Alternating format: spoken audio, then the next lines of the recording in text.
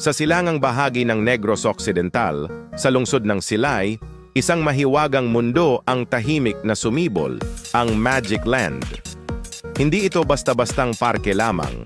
Ito'y isang pagsasakatawan ng alamat, imahinasyon at kulturang Pilipino sa anyo ng makabago at masayang theme park. Itinatag noong 2019, ang Magic Land ay isinilang mula sa konseptong hinango sa alamat ng Bakunawa at 4 na mandirigmang kabataan na nagtatanggol sa kalikasan. May 3 pangunahing zona ang Magic Land: Cultural Zone, Mystical Zone at Magical Zone. 280 lamang ang regular na entrance ticket at libre ito sa mga batang may taas na 3 feet pababa. Para sa mga nais sulitin ang lahat ng rides at shows, ang all-you-can-ride ticket ay nasa 650 pesos. Bukas ang parke mula Biyernes hanggang Linggo, 1 to 8 p.m.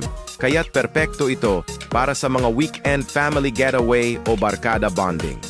Ang Magic Land ay hindi lamang lugar ng kasiyahan.